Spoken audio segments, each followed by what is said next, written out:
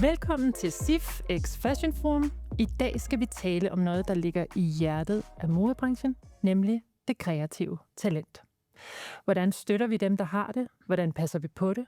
Og hvordan udvikler vi talent til noget, der kan holde, så talenterne har noget at leve af og ikke knækker nakken undervejs? Kort opsummeret, hvad skal der til for, at kreative designtalenter kan lykkes med at skabe en bæredygtig levevej? Det skal vi tale om i dag. Med mig i studiet til at tale om det, så har jeg Ane Lynge Julin, direktør i Alfa, og Mie Ejdrup Stockholm, CEO hos Cecilie Bentzen. Velkommen til jer. Tak. Man kan i sådan lidt bløde vendinger sige, at I repræsenterer to sider af samme fortælling. Ane, du arbejder med at udvikle de nye talenter i startfasen, og Mie, du leder et brand, der er vokset ud af et stort kreativt talent. Begrebet talent, det er jo noget, jeg har sådan tænkt over, inden vi skulle have den og snakke. Det er jo sådan en svær størrelse, men hvad betyder det for jer hver især? Hvad vil det sige at have talent? Altså, jeg vil gribe den der, hvor du siger svært, for jeg synes også, det er en svær størrelse. Jeg har det egentlig ret ambivalent med begrebet talent, fordi at talent har vi jo en masse associationer, det går på, man har et naturtalent. Det er noget, man er født med, det er noget, der forpligter. Man tænker på Mozart, der kunne spille 3 instrumenter som 3-årig og komponeret musik som 5-årig osv. Fodboldtalent, udvikling. I virkeligheden så tror jeg, at det handler meget mere om flid. Det handler meget mere om arbejdsomhed. Og talent for mig handler måske mere om det der med, at der er et potentiale, der måske kan udvikles til noget, men det kræver enormt meget arbejde, og det handler om, hvor dygtig kan man potentielt blive, hvis man ligesom skal komme med nogle definitioner. Men jeg synes, at talent er svært på den måde, at det også kan være ret diskriminerende, for man kan også være talentfuld og uopdaget som 50-årig, 60-årig, 70-årig, så man har sådan en tendens til at forbinde talent med noget ungdommeligt, noget i sin vorden. Det er rigtigt. Ja. Mie, hvordan ser du på talent fra din side af bordet? Jamen, nu sagde du det jo så fint i introen. Altså, Cecilie Bentzen som virksomhed kommer jo ud af et stort kreativt talent, som jeg ser det. Det tror jeg, der er mange, der vil være enige med mig om. Og derfor så hele vores virksomhed og hele vores måde at agere på spinner jo rundt om, kan du sige, Cecilies kreative talent, og hvordan vi kan sikre både at passe på det, og få det til at opblomstre og skabe en virksomhed omkring det. Så på den måde, min dagligdag er jo i virkeligheden at operere rundt om, og det ved jeg, hele snakken i dag skal handle om, men hvordan vi passer på det talent, og i virkeligheden får det til at opblomstre endnu mere. Og det kommer vi nemlig til at snakke meget mere om. Men Ane, så først kunne jeg godt lige tænke mig, og lige at du fortalte, hvad dit arbejde i Alfa faktisk går ud på. Jamen, helt lavpraktisk går det jo på at drive og udvikle vores egen organisation, og det er sin sag i sig selv, at vi arbejder for at støtte og give en platform til unge talenter, for at bruge ordet unge modedesigner, plejer jeg at sige, i Norden. Inden for organisationen arbejder vi i 2 spor. Vi arbejder i et spor, der handler om det karrierefremmende. Hvordan kan vi internationalisere og give muligheder til de bedste nyuddannede modedesignere i Norden. Det er ligesom det forretningsmæssige karriereudviklende. Og så har vi det andet spor, som er et kulturben, som fylder rigtig meget i organisationen, hvor vi kuraterer udstillinger i samarbejde med ledende museer i regionen, Copenhagen Contemporary herhjemme, Emma Museum of Modern Art i Finland, Nationalmuseet i Oslo osv. Vi laver seminarer og talks, så vi har ligesom 2 ben, vi står på, som er det karriereudviklende for moddesignerne, og den agenda, der handler om det kulturborgerne, hvor vi prøver faktisk at uddanne vores region i at se på modens kulturelle kapital. Det lyder ikke som en lille opgave, vil jeg sige. Nej. Og så har jeg jo selvfølgelig også nu kalder jeg det altså en talentkonkurrence, som finder sted under Copenhagen Fashion Week 1 gang om året. Og som jo også bærer en masse, hvis man vinder, eller der er mange præmier, man kan vinde, men blandt andet mentorskab og alt muligt andet. Det kan du få lov at fortælle om senere. Men Ane, hvordan vælger du, nu skal jeg prøve at lade være med ordet talent, men hvordan vælger du de unge designer, der skal ind i Alfa? Det gør jeg jo heldigvis ikke selv. Det har vi jo en masse kloge mennesker, som gør sammen med mig. Jeg tror, vi har et forudvalgspanel på 13 medlemmer, som repræsenterer alle mulige roller i den kreative branche og i modebranchen. Alt fra museumsdirektører til rekrutteringseksperter til seniordesigner i franske modemærker og mediepersoner. Så for ligesom at få en 360-graders vurdering af, hvad er det, vi ser på? Hvad er det for nogle mennesker, og der er jo utrolig mange dygtige, og det er jo et lille nåleøje. Vi vælger 10 ud om året ud af et ansøgerfelt på cirka 75. Så det er jo alligevel en meget, hvad kan man sige, altså ydmyg og respektfuld proces, når man har med mennesker at gøre, som jo faktisk er dygtige. Man vil gerne tage vare på deres og respektere deres talent. Ja. Kan du sige noget om dem, det lykkes for? Dem, der kommer igennem? Er der noget, der kendetegner dem? Altså dem, der kommer over til alfa, eller dem, der kommer ud på den anden side? Lad os i første omgang sige dem, der kommer til alfa. Ja, men altså, der har vi ligesom nogle forskellige kriterier, som handler dels om håndværk. Hvor dygtig en håndværker er du? Hvor mange design skills? Hvor solidt et grundlag af design skills har du? Hvordan tænker du kollektionsopbygning? Hvordan tænker du forholdet mellem form og materiale? Og så er der jo også den ukendte faktor, som er en meget vigtig faktor for os, som er originalitet. Og det er jo der, hvor man kan sige, der er en subjektiv vurdering af alle de her folk, der er involveret i at udvælge, hvad taler til dem. Og altså, man kan jo synes om altså man kan gå til forskellige kunstudstillinger, man kan høre forskellig musik. På samme måde er det jo også med modedesigner, men frem for alt handler det jo om at være klædt på til at vurdere en faglighed. Og den, altså man kan sige, vi skal jo ikke, der er nok hvide t-shirts i verden, så det er ikke hvide t-shirts, vi kigger efter. Det er et kunstnerisk udtryk, men som står på skuldrene af et solidt design-håndværk. Tak, Anne. Jeg får lige lyst til at spørge dig, hvad tror du, der har været særligt for Cecilie, der har gjort, at hun faktisk er lykkes, og i dag har et relativt stort firma?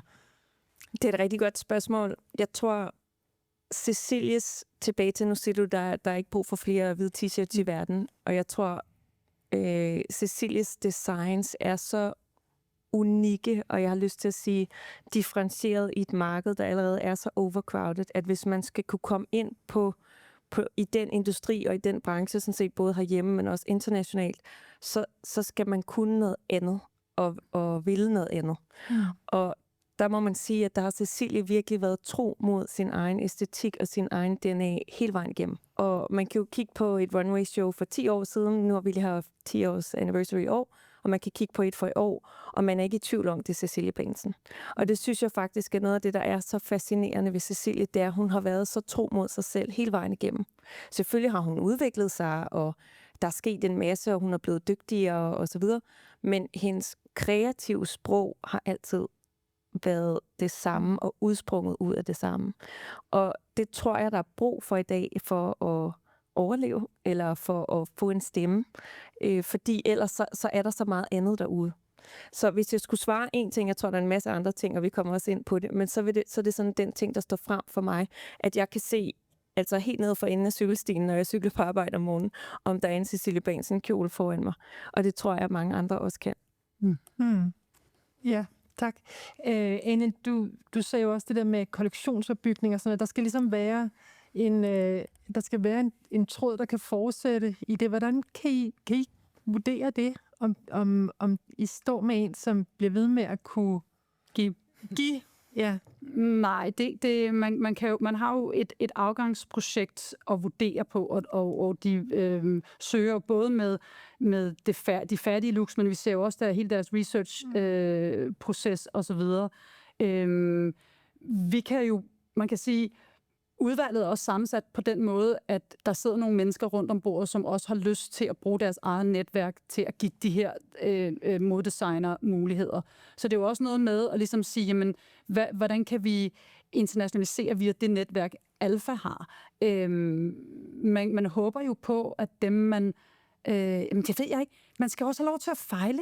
Man skal lave så, altså det er sådan et, hvad er succes uden at fejle?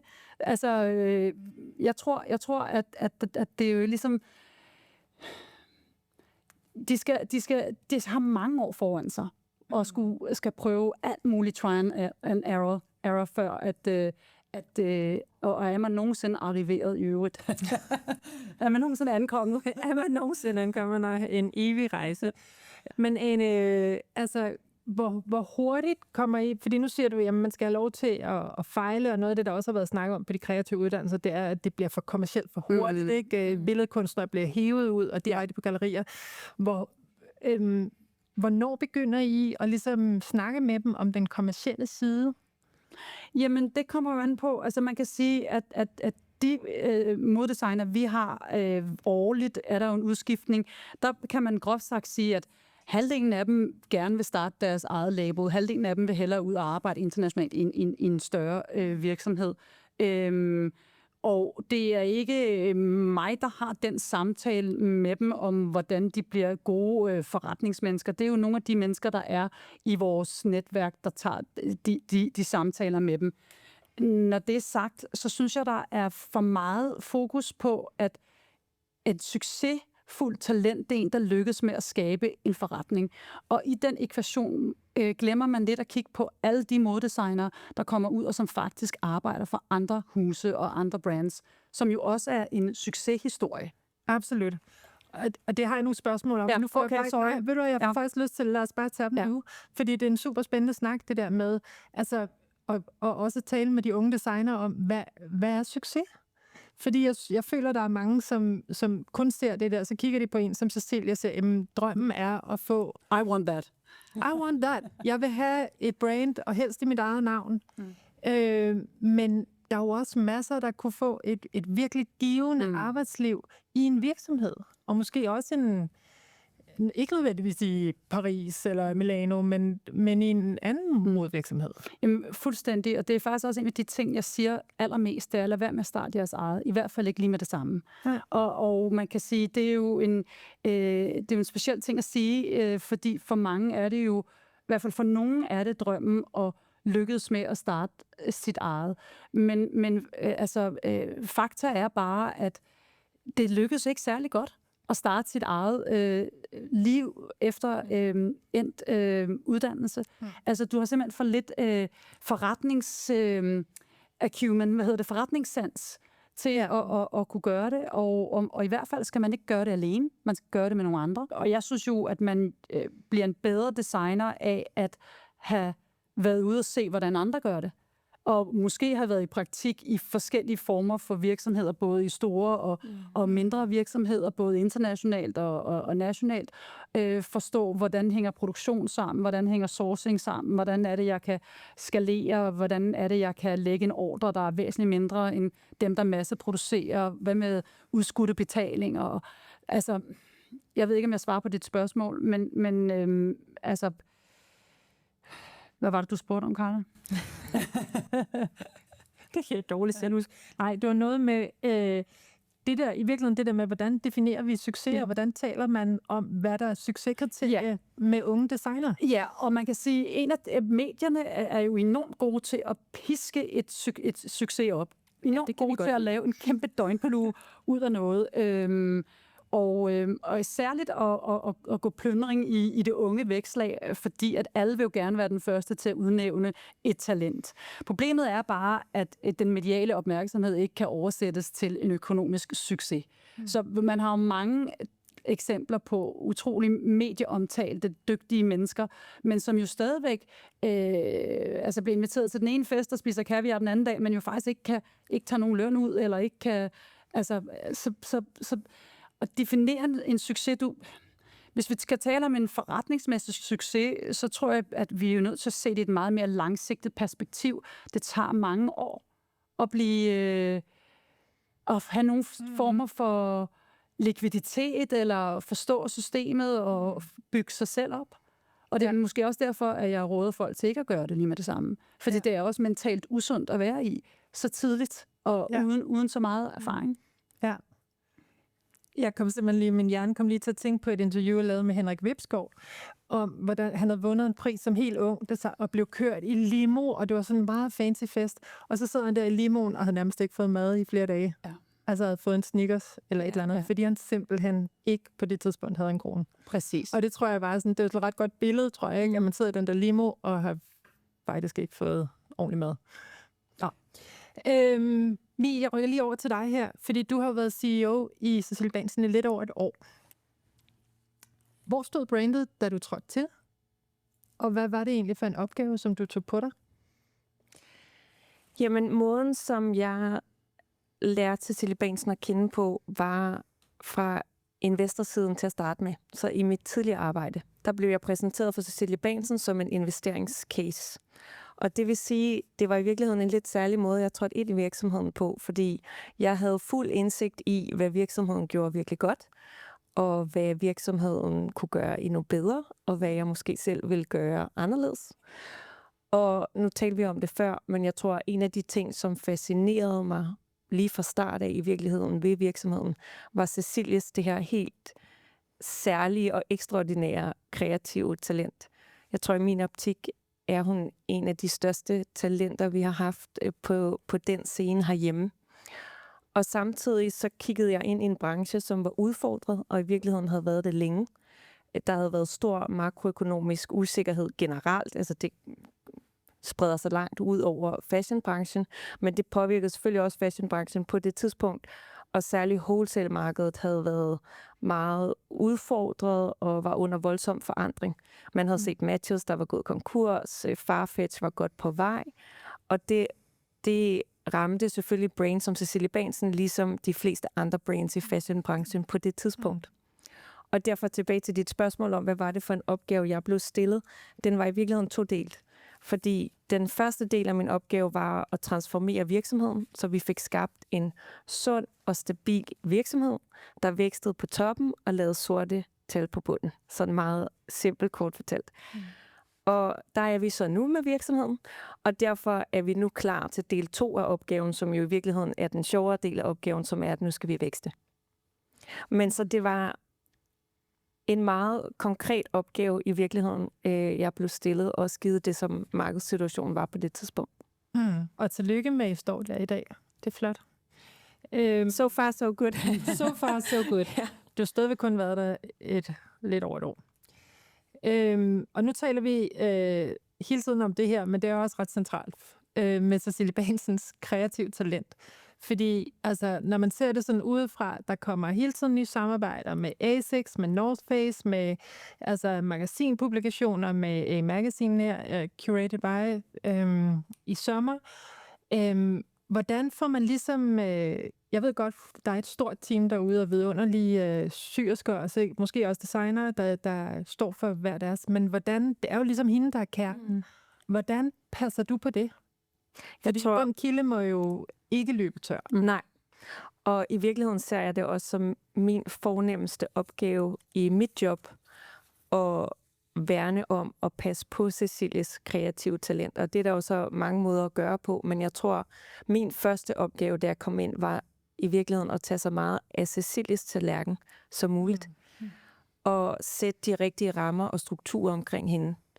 Og det er jo en proces, og i høj grad også en tillidsproces, fordi nu talte du om tidligere, hvad det vil sige at være founder, og jeg har også selv tidligere prøvet at være founder, og man har 1000 hatte på.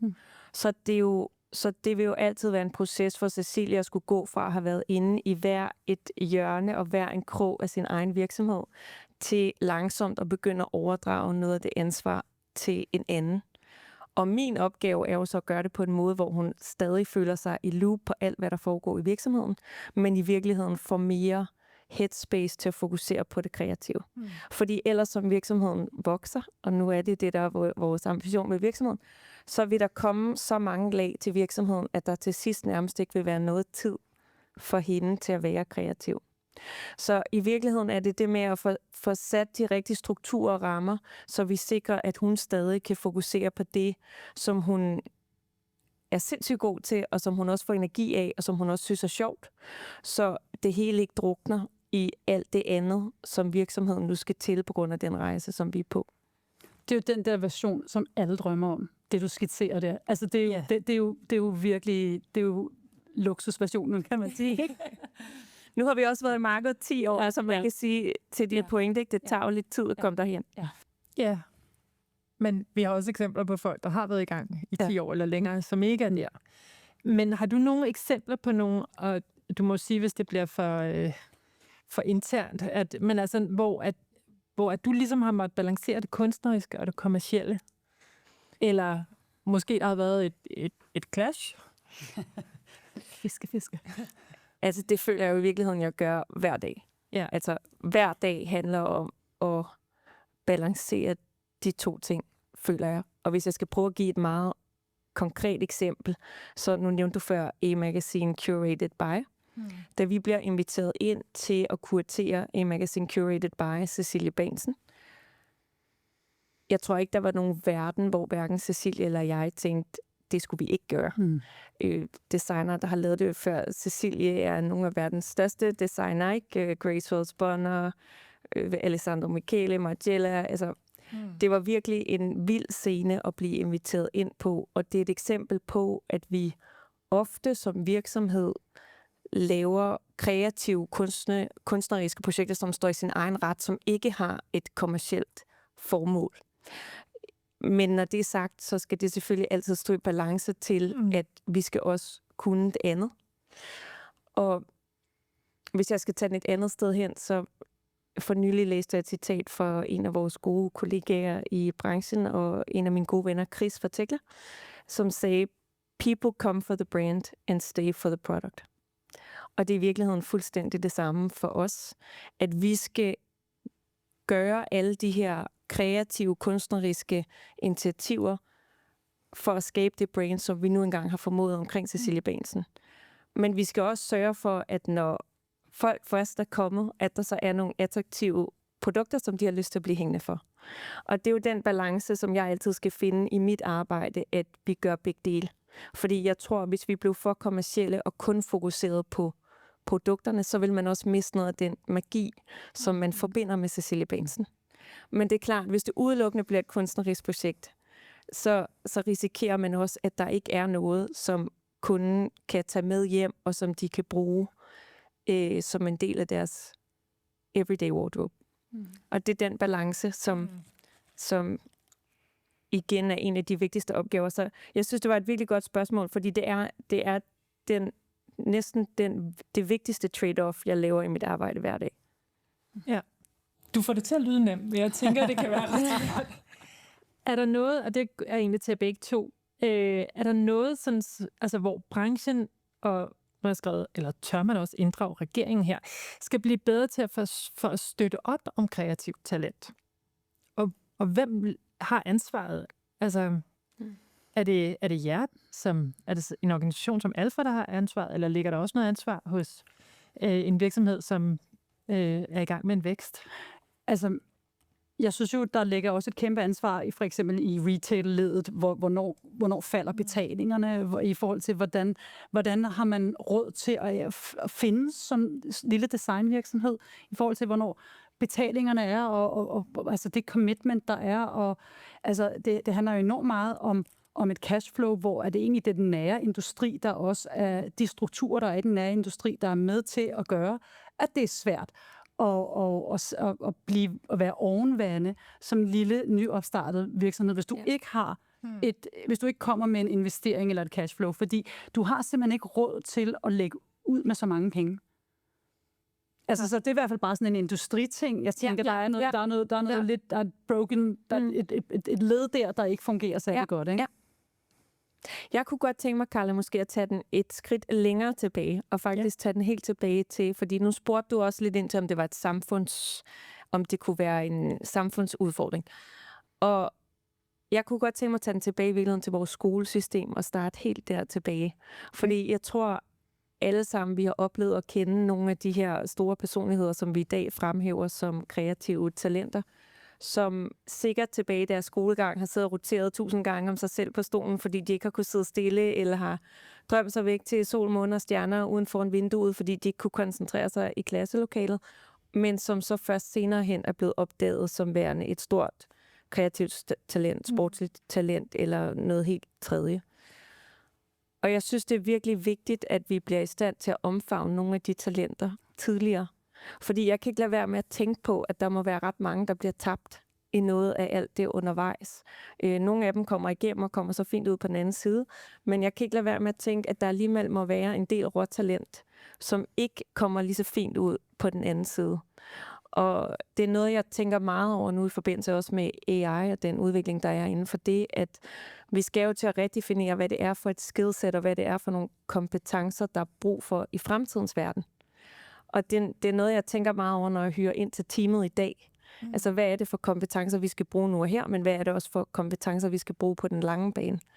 Og jeg tror, og det står helt for min egen regning og helt min egen personlige holdning, men jeg tror, hvis der er én ting, som AI aldrig kommer til at kunne erstatte, så er det den kreative tankegang og det kreative måde at tilgå problemer på, og fordi det er ikke noget, man bare kan proppe ind i en maskine og bruge nødvendigvis de resultater eller årsagsforklaringer, vi har haft tidligere. Der har man brug for at tænke ud af boksen og tænke i nye baner. Og derfor i endnu højere grad nu med udviklingen af AI, synes jeg faktisk, det bliver vigtigt, at vi er i stand til os som samfund at uddanne og værne om det kreative talent, som vi har. Det var et lidt langt svar, men jeg synes også, det handler egentlig om et langvarig støtte. Altså det der med at give kortvarig støtte, give en pose penge, uden nogen former for ramme omkring det, eller et setup af mentorer, og måske også give. Man har tendens til at give øremærket støtte. Det vil sige, hvis du får den her støtte, så skal du lave et show. Men faktum er, at det koster rigtig mange knaster at lave et show. Altså, så det er sådan, men er det et eneste rigtige format, vi kan præsentere unge, nystartede modedesigner på, eller er der en anden måde? Og for eksempel handler det også om sådan noget med, at nu var jeg inde på retail-ledet før, men at butikker vælger at indkøbe i et langsigtet perspektiv, så man giver støtte over flere sæsoner og i længere tid.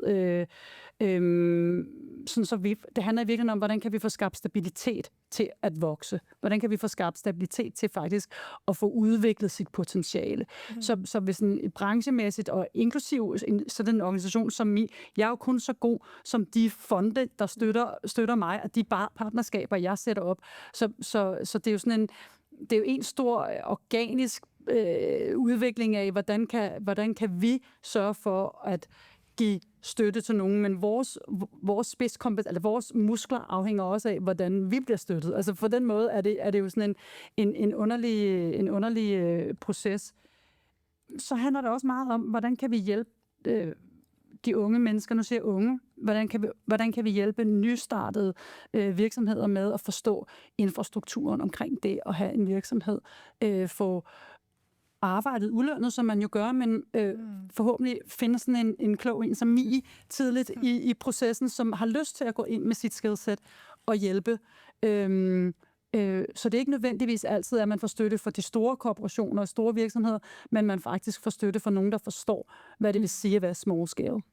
Ja, jeg tror, jeg har et spørgsmål til jer begge to. Nu tager den lige videre med det der. Du siger, at nu sidder der dem, du ved, der kører rundt på stolen, eller drømmer sig ud af vinduet. Når du så skal hyre, så kræver det også en ekstra kompetence for dig måske at se udenom, hvad står der på papiret af uddannelse, og hvad er det egentlig talent? Absolut. Ikke et rigtigt spørgsmål, men det er en starter. Absolut. Og der tror jeg, og det har også helt klart været en læringskurve for mig, kommende ind i jobbet, at jeg har baggrund i management consulting og investorsiden. Jeg har også haft min egen virksomhed, og der hyrer man på en måde. Og der har jeg jo været vant til sådan nogle interviewprocesser med case interviews og alle de her ting. Og det fungerer godt til nogle funktioner af virksomheden. Det fungerer godt til den kommercielle del af virksomheden og nogle af den slags roller. Men til den kreative del af virksomheden er det noget helt andet, der skal til, når vi rekrutterer ind. Og der er det måske i virkeligheden meget mere, i stedet for at have case interviews og have de her klassiske spørgsmål, men jeg vil meget hellere bruge dage sammen med dem. Lære dem at kende, lære at forstå, hvordan de tænker, sætte dem ind i atelieret, i stedet for at de skal komme med en case, de skal præsentere, så lad dem indgå i teamet, se, hvordan dynamikkerne er. Det er en helt anden måde at rekruttere på, og jeg er også sådan her i talende stund selv ved måske at finde frem til overhovedet, hvad den rigtige rekrutteringsfacon er. Jeg er ikke sikker på, at vi har fundet den endnu, men jeg er meget enig med dig i, at vi bliver nødt til at teste på en anden måde, end vi vil gøre i andre roller. Ja. Det lyder som en virkelig god idé. Det lyder også som en krævende måde at rekruttere på. Ja. Men jeg tror meget på, at det er bedre at gøre sig ekstra umage i rekrutteringsprocessen, og så få de rigtige talenter ombord, end det er at komme til at lave en forkert hire, som for alles skyld, ikke? Altså også for dem, man bringer ombord. Og i dag er vi også et sted, hvor i nogle tilfælde i hvert fald, vi efterhånden hyrer ind fra udlandet, ikke? Så det vil sige, de relocater for jobbet og sådan noget. Så for alles skyld synes jeg også, at jeg vil hellere tage mig den ekstra tid, for så at have en bedre mavefornemmelse omkring, at vi træffer den rigtige beslutning. Man kan jo aldrig være sådan 100% sikker, frem for at gøre noget forhastet. Ja. Og så at vi bagefter finder ud af, at matchet ikke er der af den ene eller den anden årsag. Altså, de recruiter, jeg taler med, taler enormt meget om det her med, at have en lydhørhed og en ydmyghed og en viljen til samarbejde, en forståelse for teamwork. Utrolig vigtigt det er for, hvem det er, der bliver ansat. At man simpelthen kan indgå i de menneskelige relationer, der er på et arbejde. Fordi at hvis de har samme skillsets, hvem er det så? Det er dem, der ikke har egoer, for eksempel. Dem, der gerne vil fællesskabet. Dem, der er nysgerrige på at måske også strække sig ud over det, at vi kan ikke alle sammen være kreative direktører. Der er også nogen, der skal gøre noget andet, og så på en eller anden måde favne de roller, der er med respekt, ydmyghed og samarbejdsvillighed. Ja. Det er det, jeg i hvert fald hører. Jeg ved ikke, det tænker jeg også resonerer med, også i jeres skala. Helt bestemt. Og også et meget godt råd, hvis der sidder nogen derude, som går efter nogle jobs, hvad det er, man skal også have med sig. Ja. Og til jer begge to, altså hvordan skaber man sådan et miljø, som er kreativt, og hvor talenterne, de trives? Altså Ane, hvad betyder det for Alfa og designerne at sidde herude på SIF? Og det betyder alverden. Altså, det gør det virkelig, at vi har et Alfa-studie herude, hvor vi kan give residency til nogle designer. Det betyder enormt meget. For det første, så letter det jo en kæmpe byrde, både økonomisk, men også sådan netværksmæssigt, at de indgår i et fællesskab med andre designere, der er på vej frem. De kan videndele, fordi de deler studier, de deler maskiner, de deler... det betyder alverden at lave nogle partnerskaber, der kan være med til at løfte deres muligheder for at få konsolideret sig i en tidlig stadie. Og hvad gør I hos jer for at det ikke kun er Cecilies talent, der bliver set, men at alle de unge upcoming, eller dem, der er syersker og konstruktører og også designer, ligesom får mulighed for også at udvikle sig? Hvor meget tænker I over, hvad det er for et miljø, I skaber for dem? Det tænker vi meget over, og det er noget, som i virkeligheden kræver mange forskellige initiativer, som jeg ser det, fordi der er de fysiske rammer, som du også var inde på før, og så er der psychological safety, eller arbejdsmiljøet, hvis vi så skal bruge det udtryk. Og i forhold til de fysiske rammer, var det vigtigt for mig, for eksempel, da jeg trådte ind, at vi introducerede sådan en annual review cycle, hvor vi i dag har bi-yearly development reviews med alle medarbejdere, hvor vi sidder og en ting er, at det er en mulighed for at give både feedback og få upwards feedback, men hvad der er mere vigtigt er, at det er en mulighed for at lave personal development plans. Og alle talenter i dag, på uanset niveau og uanset hvad de kommer med erfaring osv., vil gerne udvikle sig, de vil gerne lære. Uanset om det så er deres navn, der står på døren eller ej.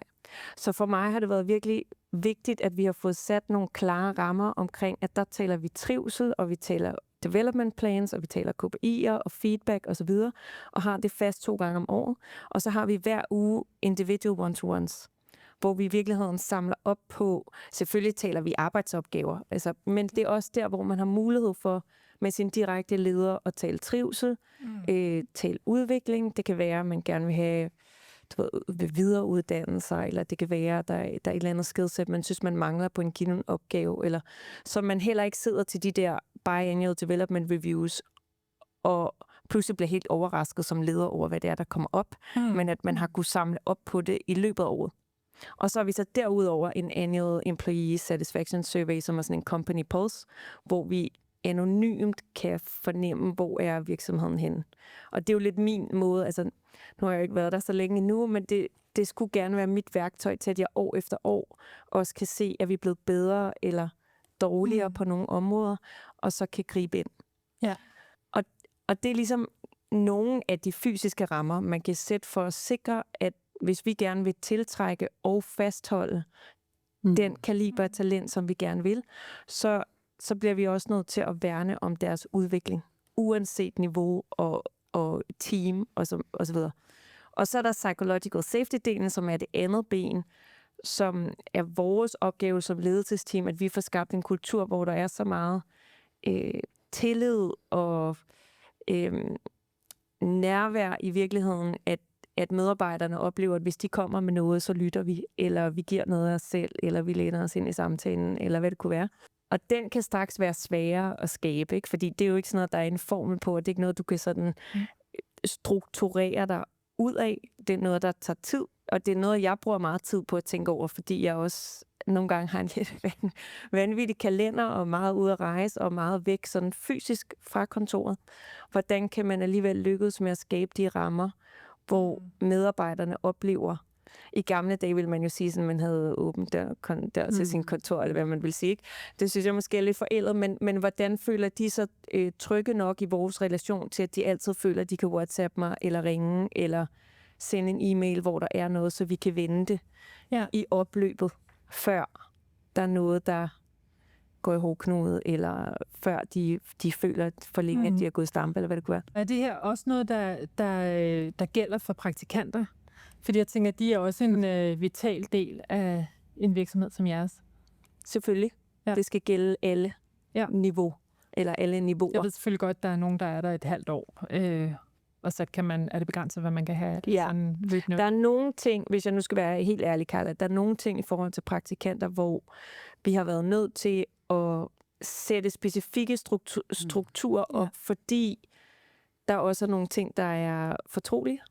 Klart. Og det er klart, når vi har mange, i de perioder, hvor vi har mange praktikanter igennem, så de skifter jo også nogle gange huse og ryger direkte videre til et internationalt hus osv. Og der har jeg været nødt til at vurdere i visse selvom jeg rigtig gerne vil have dem med til alt, så kan vi ikke i de perioder, hvor vi har mange interns igennem, have dem med til alt, for eksempel. Og det er noget, der sådan, jeg har battlet meget sådan med mig selv om det, og det er også noget, vi har talt meget om i ledelsesgruppen, fordi jeg vil i virkeligheden gerne give dem den fulde oplevelse, når de er hos os. Men fordi vi også i dag sidder og taler ikke bare 1-årsstrategier, men 2-årsstrategier og 3-årsstrategier, nogle gange endnu længere ude i fremtiden, så er det også lidt utrygt for mig som CEO at have for mange praktikanter rende rundt derude, som har fået vores fulde strategi fremlagt før. Den for eksempel er blevet offentligt tilgængelig. Ikke? Hvor mange er der ansat hos jer? Vi er omkring 35.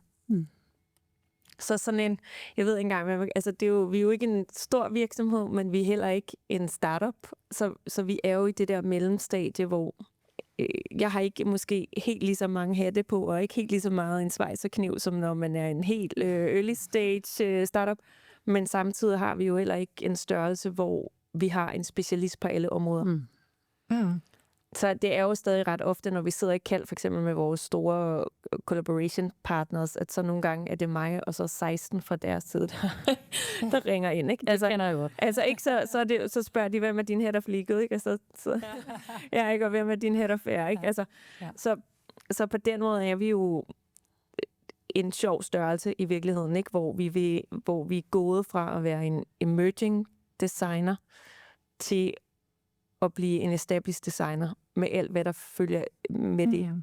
Jeg tager lige det med praktikken videre, fordi en af kernerne i Alfa er jo netop de samarbejder, som du laver med internationale virksomheder omkring udvikling af unge designere, eller unge I det her tilfælde er de faktisk unge. De er i hvert fald i forhold til mig. Jeg sidder og balancerer her mellem talent og unge designer. Og, ja. Men vil du ikke tage os igennem, hvad du lægger vægt på her? Hvad er vigtigt? Altså, og hvad kan du se, der virkelig virker for dem, der kommer ud på den anden side? Der var mange spørgsmål. Ja. Nu prøver lige, altså man kan sige, altså vi har et samarbejde hvert år med en ny international virksomhed. Vi har haft et samarbejde med Bottega Veneta, der har valgt en designer til at være i deres designstudie et halvt år. MM6 Magella, Max Mara, hvem har vi ellers haft? Mange forskellige, virkelig spændende virksomheder på et meget højt niveau, som jo The Row har vi også haft, som jo vælger designer ud fra, hvad passer til deres design-DNA. Hvordan kan de se på deres arbejde, at det kan tale ind i, hvad de laver. Så det er ligesom den udvælgelsesproces, der er i det. Mange af dem, der bliver valgt til de her ting, er jo også designere, som jo faktisk gerne vil have en international karriere hos andre labels. Og det synes jeg er en virkelig glimrende vej, initial vej i branchen.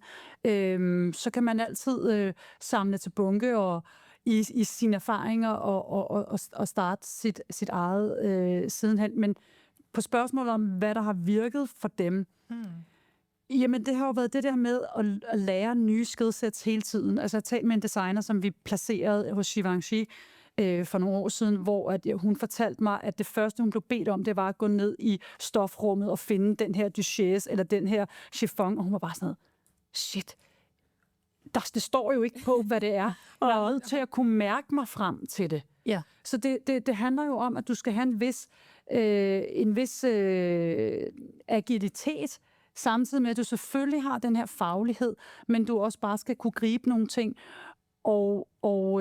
og lære i forhåbentlig i et trygt miljø. Men det er jo afhængigt af, hvilken virksomhed man kommer ind i, hvordan stemningen er, og hvor stort teamet er, og hvor mange specialister der er, afhængig af, hvor meget man får lov til. Det er ligesom, det er den del af det. Det er i hvert fald sådan praktikdelen, som vi synes er rigtig, rigtig vigtigt. Fordi der er et stort internationalt potentiale i Norden, og vi har et meget lille marked, for at man kan sige, Cecilie Bansen er jo en af de få, som jo rent faktisk er herhjemme, og man har en international, position, ikke? Altså, og uddannelse. Arne kunne være et andet svensk eksempel, ikke? Ja. Og uddannelse. Og uddannelse, og det kan man sætte på formel, fordi når man kigger på nogle af dem, som det faktisk går rigtig godt for, så er der flere af dem, der ikke er uddannet i Danmark. Er der noget, som man henter på en international skole? Eller kan vi på anden måde sætte en eller anden formel for dem, der klarer det rigtig godt? Altså, der er jo meget stor forskel på skolerne. Der er forskel på, om det er en skole, der er kunstnerisk drejet, for eksempel sådan en som St. Martin, som jo er en artskole, eller er det en teknisk drejet skole, således at det tekniske er vigtigere. Jeg tror også, man kan tale om lokaliteter, altså for eksempel finnerne har vi jo rigtig mange af, der kommer gennem alfa. Kendetegnene for de fleste finner er nok, at de faktisk ønsker at ligesom fortsætte udenlands. De vil gerne ud og arbejde for andre. Og det kan være, at der er sådan den der ydmyghed, men hårdførhed omkring at forstå også, at hvad er der på mit hjemmemarked? Hvad er der mulighed for faktisk at starte noget selv? Hvor halsbrækkende er det at starte en virksomhed op i ens lokale miljø? Hvor er der større mulighed for, at jeg kan udvikle mig som designer internationalt? Det er jo alle de, hvad kan man sige, spørgsmål, man må stille sig selv. Hvad tænder man mest på, men hvor realistisk er man i forhold til, hvad for et liv man vil få? Et helt liv, og ikke bare et arbejdsliv. Ja. Og jeg vil gerne lige understrege, at jeg har den største respekt for vores danske designskoler herhjemme. Ja. Det var ikke det, men det er bare, når man kigger på... Og det har jeg i øvrigt også. Jeg synes, de gør det rigtig godt. Ja. Men jeg kan ikke lade være med at... Altså, hvis man tager Stine Gøjer, Henrik Vibskov, Cecilie Bansen, så er de alle sammen. Så er de tre, og der er jo mange, mange flere. Men er der noget ved det internationale netværk, eller den måde, man bliver presset, det at høre fra dem tilbage fra deres skoletid, er, at det er et benhårdt konkurrencemiljø, hvor man virkelig også lærer og skære igennem på, hvad der hvad der er ens, og hvad man vil. De er jo alle sammen uddannet fra Central St. Martins, og det er jo en kunstskole, og der lærer man intet forretningssans. Så man kan sige, det de i hvert fald har lært, er jo at ture og eksperimentere, ture og fejle, ture og kaste sig og tænke, jamen hvad er raison d'être, hvad er den kreative raison d'être for, at jeg skal findes, og den stemme, jeg har, skal høres. Det er jo det, man lærer der. Så tror jeg måske også, det er vigtigt at sige, at du nævner en generation, som jo immervæk er nogle år tilbage, da de startede. Jeg tror, der er nogle andre vilkår for at etablere noget i dag. Helt klart. Ja. For good and bad, både på godt og ondt, at der er jo en helt anden sådan, social medievirkelighed i dag, som gør, at det er måske nemmere at kommunikere, at man findes, men der er også bare nogle helt andre en helt anden økonomisk virkelighed i dag, end der var for 15-20 år siden, ikke? Jo. Og faktisk det der med de sociale medier, det er jo sådan, det bliver hurtigt sådan lidt kliché at snakke om, men det er jo virkelig, man ser jo rigtig mange, som virkelig får skabt sig en løbebane meget hurtigt, globalt. Og på den måde er verden jo blevet lidt mindre, men samtidig så er der jo også bare kommet... Man kan jo godt have en stor SoMe presence, men ikke sælge en skid. Ja. Ja, men der er jo også nogen, der sælger. Ja. Og... Men jeg tænker bare, omvendt eller tilsvarende er presset jo også bare blevet større. Ja, det var ikke et spørgsmål. Det var bare en konstatering. Må jeg ikke bare lige tillægge, altså i forhold til det der med, hvad for et skillset man kommer med. Jeg ved jo, der er mange virksomheder, som jo faktisk også leder efter nogen, der er teknisk rigtig dygtige. Altså, det er jo det der med at kunne parre både den kreative originalitet, men det er lidt ligesom, hvis man er virtuos på et instrument, så skal du have noget teknik, men du skal også have et udtryk. Og det samme, hvis du skriver, så skal du også kunne din grammatik, samtidig med, at du skal have et sprog. Som designer, så skal du også kunne drapere, du skal konstruere, du skal forstå principperne for materialer og tyngde og formgivning og så videre. Så det er jo det der med, hvordan gør du dig attraktiv for en virksomhed med dit hardcore tekniske skillset, samtidig med, at du også kan bidrage med en eller anden form for kreativ tænkning. Jeg kan ikke lade være med at tænke på, om man som branche også kan blive bedre til at tale om andre former for succes. Vi har talt lidt om det der med succes før, men andre former for succes end det at stå i front med eget navn. Ane, når du møder unge talenter, hvordan taler du så med dem om det der med at definere succes? Jamen, altså, det ligger jo hele tiden sådan, som sådan en understrøm, at hvordan skal jeg lykkes med at blive etableret og blive hørt. Jeg synes, det er en løbende samtale, de også har med sig selv, fordi at de kan jo lykkes. Man kan sige, forhåbningen er jo, som vi også var inde på før, at det forretningsmæssige og det kreative hele tiden går hånd i hånd, så man hele tiden udvikles i tandem, at de to ting hele tiden følges ad. Jeg synes, at der er enormt meget pres på at skulle lykkes ud fra sådan en medieopmærksomhed, som jo næsten er en ubærlig opmærksomhed. Jeg kan faktisk godt nogle gange synes, det må være enormt hårdt at være nyuddannet og skulle lykkes. Alle øjne er på en, og man kan jo godt, i virkeligheden, altså de historier, der jo egentlig ikke tales så meget om, det er den stille succes.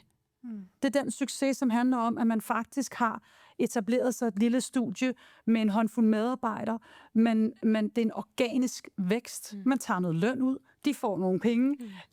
Man kan leve et skelsættende liv for sig selv, og med sin lille gruppe af ansatte. Så det er jo måske den succes tales der ikke så meget om. Der tales meget om den larmende succes. Fordi det er sådan, vores mediesystemer er sat op. Men der er jo flere mennesker, som vokser meget mere organisk, som jeg synes, man godt kunne slå lidt på trommen for. Men måske også tale om det med, at det også kunne være en succes, og det har vi været lidt inde på tidligere, men at indgå som en del af et team. Kæmpe succes, og mange af de recruiter, jeg taler med, er også, at de siger, men prøv at høre, nogle gange bliver de måske interviewet til positioner i virksomheden, som ikke er deres drømmepositioner, men hvis man har en virksomhed, man virkelig gerne vil ind til Bottega, så kan det måske være et ret smart move at indgå i en anden rolle til at starte med, og så få arbejdet sig ind og få lært virksomheden at kende, og de får lært dig at kende, og på den måde både få bygget dit CV, få bygget nye færdigheder, og enten kunne komme videre i andre organisationer eller andre virksomheder, eller blive der, hvor man er. Så der er utrolig meget at hente i at indgå i andre teams, end den man lige havde forestillet sig. Hvordan oplever du, Mie, at unge, nu du er også selv ret ung, men altså, hvordan oplever du, at de unge, der kommer ind i virksomheden, Det er jeg rigtig glad for, at du siger, Kaj. Jeg bliver nødt til det. Ikke som os 2 gamle. Det tager jeg med mig hjem fra i dag. Ja, tag den med dig hjem. Men hvordan oplever du de unge generationer, der kommer ind i virksomheden, at altså deres oplevelse af succes, eller kriterier for succes, kunne jeg også spørge? Jeg synes, det var et virkelig godt svar, du gav før. Og jeg synes, det er jo noget, jeg har gjort mig mange overvejelser omkring, og som Cecilie har gjort så mange overvejelser omkring, at det er jo klart i konteksten af vores virksomhed. Nu taler jeg ikke sådan industriens så generelt, som du gjorde derfor, men i konteksten af vores virksomhed, er det jo klart, det er jo Cecilies navn, der står på døren, og det er hende, der er creative director. Men som i alle andre fashionvirksomheder, er der jo et helt hold omkring Cecilie, som er med til at udvikle den retning. Og vi har nogle fantastiske, dygtige talenter ombord. Så noget af det, vi taler meget om, er, hvordan kan vi både skabe nogle muligheder for dem, som er spændende.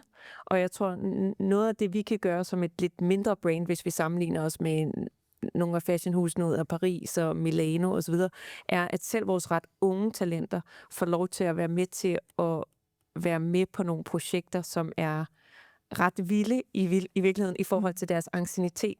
Så når vi laver kollektioner til Runway Show i Paris, så er det selv vores helt unge talenter, der er med. Eller når vi laver collabs med The North Face eller Asics, eller hvem det måtte være, så er det også vores helt unge talenter, der får lov til at arbejde med på sådan nogle projekter.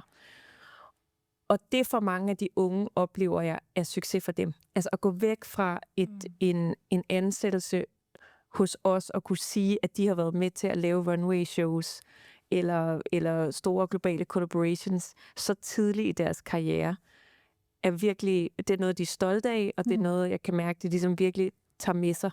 Og så er det jo vores vigtigste opgave at huske at fejre det internt. At vi ikke kun fejrer den anerkendelse, der måtte komme eksternt, men at vi også internt som team husker at fejre de succeser og dem, der har været med til at bidrage til det. Fordi det er ikke altid jo eksternt, at den samme anerkendelse kommer frem, fordi der vil vi jo altid være en samlet enhed. Men det er heller ikke alle, jeg oplever, der er behov for det. Fordi tilbage til den snak, vi havde tidligere, der er også mange, der trives i at kunne få lov til at være kreativ 100% af tiden. Og som jeg tror ser på, at mange founders, måske særligt i de tidlige år, jo bliver tvunget ud i virkeligheden at skulle fokusere størstedelen af deres tid på andre ting, end det at være kreativ. Fordi man skal bygge en forretning og bygge et brand, og man skal også være til stede på sociale medier, og man skal også have en sund forretning, der tjener penge osv. Og i virkeligheden er det meget lidt af ens tid, der så går til det kreative. Og det synes jeg oplever mange af vores unge talenter være meget bevidste om. Okay. Virkeligheden er jo, at de fleste nystartede designer, der etablerer deres eget brand, de får jo ikke nogen penge. Altså de tager jo jobs andre steder. Altså så de arbejder jo et fuldtidsjob ulønnet i deres virksomhed, og så har de et job ved siden af. Det er det, der er den økonomiske virkelighed for dem. Men også bare tilbage til det, du lige sagde omkring det. Det er faktisk en kæmpe fordel at være i praktik i en virksomhed, der ikke er alt for stor. Hvis du gerne vil være tæt på skaberkilden, hvis du gerne vil være med til at give et bidrag til det, der faktisk bliver præsenteret på showet. Det får du mulighed for, hvis det er et mindre virksomhed. Så det er som regel noget, der virkelig påskyndes at være sådan et sted, ikke? Nu siger du, at virkeligheden jo ofte er, at man går på arbejde uden løn i sin egen virksomhed, og så har man et arbejde ved siden af. Hvordan kan vi være bedre til at skabe nogle strukturer, som giver de designer i de her virksomheder altså sådan mulighed for at vokse, uden at de brænder ud? Jamen det er jo igen det der med, hvornår falder betalingerne? Hvad er det, de skal... Altså hele systemet med, at der bliver købt noget hos dem, de skal levere noget, men betalingen falder så meget senere, end de har leveret. så skal de ud og købe nogle stoffer. Det har de ikke råd til. Altså, der er sådan et gap mellem muligheden for at egentlig eksistere og drive en virksomhed, som jo falder meget på sådan det branchespecifikke. Udover det, så synes jeg jo også, at der er, altså det er et meget mættet marked. Der er enormt mange modedesignere. Der er mange modedesignere, der bliver uddannet. Og man kan jo ligesom sige, men helt på uddannelsesniveau er der brug for så mange. Hvad er det? Altså, der skal være nogen til alle led i fødekæderne. Der er nogen, der måske gerne vil arbejde i den masseproducerende del. Der er nogen, der gerne vil arbejde small scale. Der er nogen, der vil starte deres eget. Så det er jo ligesom at både kigge på, hvad sker der i uddannelsesledet? Hvor mange kommer igennem der? Men hvad for nogle krav kan man lovgivningsmæssigt kan man lægge på en enorm kommerciel branche, hvor det er markedskræfterne, der gælder, men hvordan kan man sørge for at sætte noget rimeligere op for dem, så de faktisk har mulighed for at eksistere som virksomhed? Og det tror jeg er meget branchespecifikt. Ja, så der er også et bedre system til at gribe de nyopstartede, og i det hele taget iværksætterne, tænker jeg, ikke har specielt. Hvis I kan sige noget om de vigtigste byggesten, som I oplever, når et talent skal ligesom skabe en forretning. Fordi en ting er, at man skal jo gribe, men du skal også ligesom have noget at præsentere, og du skal gøre det på den bedste måde.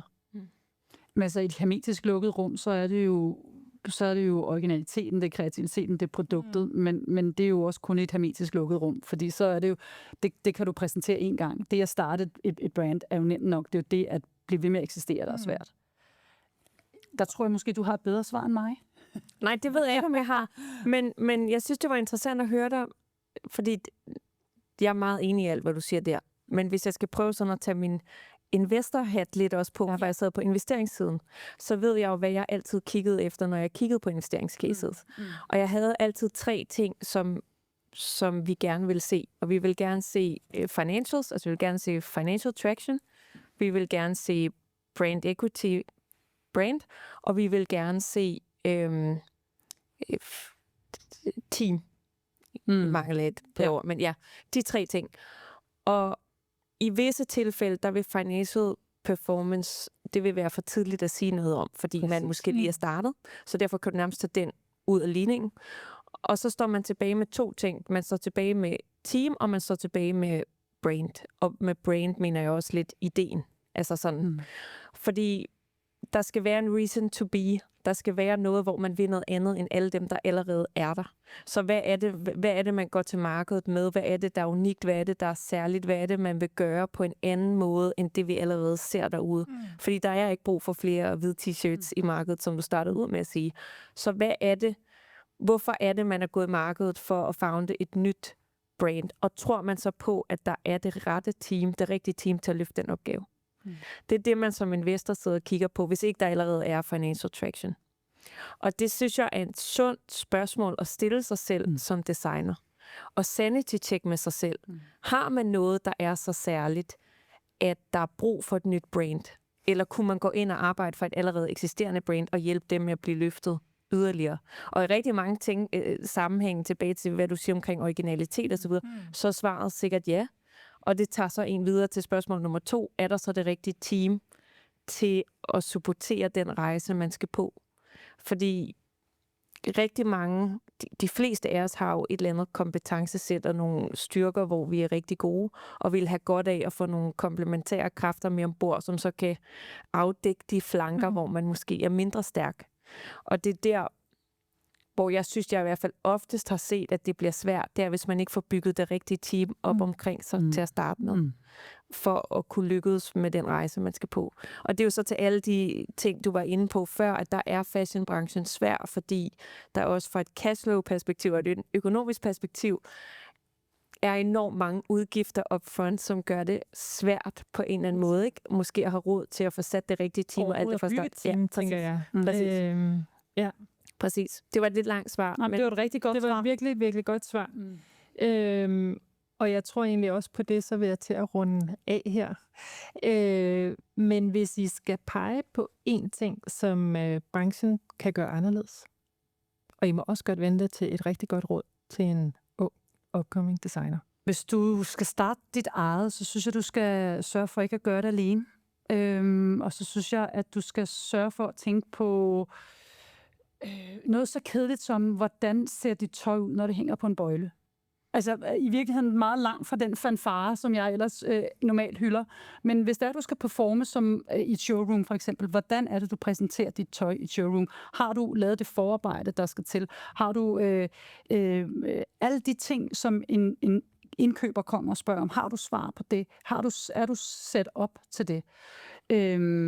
Det var ligesom sådan meget sådan, lavpraktisk. Hvad var det andet del af spørgsmålet? Det var om branchen, der var noget, den kunne gøre anderledes. Men Langvarig støtte, i stedet for kortvarig støtte. Tak, Anne. Mie, du kan jo enten svare med investorhatten, eller som CEO i en virksomhed, der tager unge ind. Jeg kunne godt tænke mig at svare lidt mere i retning af, fordi nu er det også et spørgsmål til branchen, det her jo, ikke? Jeg kunne godt tænke mig, at vi tog den mere i retning af at være mindre newness-drevet og mere omkring timeliness i virkeligheden. Og måske det er også sagt som en, der ikke er opvokset i branchen, men kommende udefra virker det meget uhensigtsmæssigt og også lidt vildt, at branchen stadig er drevet så meget af newness.